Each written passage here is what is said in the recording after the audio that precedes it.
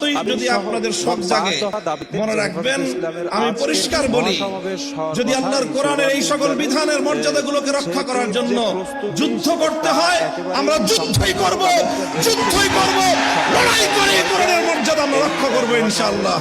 এজন্য আমাদের পরিষ্কার কথা, আল্লাহর কোরআনের বিরুদ্ধে এমন কটাক্ষপূর্ণ, এমন অবমাননাপূর্ণ কোন প্রস্তাবনা ফ্যাসিবাদী স্বৈরাচারী শেখ হাসিনা ভারতের লেসপেন্সারে কোনোদিন করতে পারে না। বর্তমান বাংলাদেশের 5ই আগস্টের বিপ্লবের রক্তের উপর বসে এই প্রস্তাবনার এক চুল পরিমাণ যদি বাস্তবায়ন করতে হয়, আমাদের লাশের উপর দিয়ে করতে হবে, আমাদের রক্তের উপর দিয়ে করতে হবে। লোকারণ্য হয়ে উঠেছে এরই মধ্যে। এবং আমরা যে জিনিসটি জানতে পেরেছি যে আজ যে আমরা পরিষ্কার বলতে চাই, নারীর কাঁধে বন্দুক রেখে ইসলামকে ঘায়েল করবার এই দুরভিসন্ধি বন্ধ করুন। নারীর কাঁধে বন্দুক রেখে ইসলামকে আক্রমণ করার এই দুরভিসন্ধি বন্ধ করুন। আমরা নারীদের ব্যাপারে আমাদের পরিষ্কার কথা, আমরা নারীদের ন্যায্য অধিকার চাই। সমান অধিকার নয়, সমান অধিকার দিলে নারীরা টিকতে পারবে না।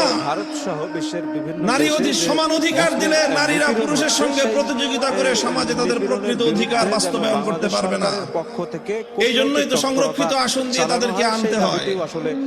প্রত্যেকটা জায়গায় তাদের জন্য সংরক্ষিত আসন দিয়ে নির্বাচনের মাধ্যমে বিভিন্ন উপায়ে তাদের প্রতিনিধিত্ব নিশ্চিত করতে হয়, কারণ সমান অধিকার দিয়ে নারীরা পুরুষের সঙ্গে প্রতিযোগিতায় অধিকাংশ জায়গায় পারবে না। এই জন্য তাদেরকে ন্যায্য অধিকার নিশ্চিত করতে হবে। সরকারের কাছে তারা বাংলাদেশের অধিকাংশ 5টি দাবি আছে, সেই দাবিগুলো তারা তুলে ধরবেন এবং তারা চাইবেন যেন নারীদের চিন্তা চেতনার সাথে এই দাবিগুলো সমাধান করা হয়।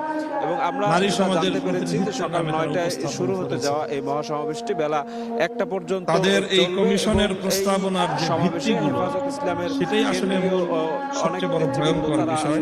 দলের আজকে উপস্থাপিত উদ্দেশ্যে বক্তব্য দিলেন। তো এই ছিল আমার কাছে দুটি কথা আমি হেফাজত ইসলামের যে মহাসমাবেশ, তাদের বক্তব্যের মূল সার কথা হলো মোট 5 দফা দাবিতে ধর্ম নারীর প্রতি আজকের মহাসমাবেশ হওয়ার কথা। এটাকে তারা প্রথমে চিহ্নিত করেছে। সেটির যে ধর্মকে তথা ইসলামকে তারা নারীর প্রতি বৈষম্যের মূল কারণ কেন বলেছে। 9টায় আরেকজন প্রয়াত লেখিকার উদ্ধৃতিতে তারা একটা বক্তব্য কোট করেছে। রাত থেকেই সেই বক্তব্যের এক জায়গায় আছে, বিভিন্ন আমাদেরকে অর্থাৎ নারীদেরকে অন্ধকারে রাখিবার জন্য পুরুষগণ এই ধর্মগ্রন্থগুলিকে ঈশ্বরের আদেশ বলিয়া প্রচার করিয়াছে। সকাল 6 এই ধর্মগ্রন্থগুলি পুরুষ রচিত বিধি ব্যবস্থা ভিন্ন আর কিছু এবং সমাবেশ স্থল তারা বিশ্বাস করে যে এই ধর্মগ্রন্থগুলো আল্লাহর কিতাব না, কোরআন আল্লাহর কিতাব না। এটা আমরা পুরুষরা জানতে পেরেছি রচনা করে নারীদেরকে দমন করার জন্য দাবি এই কিতাব সংগঠনটি মহাসমাবেশ করছে। তার মধ্যে এই হলো তাদের এই পূর্ণ নারী বিষয়ক প্রস্তাবনার মূল বুনিয়াদ।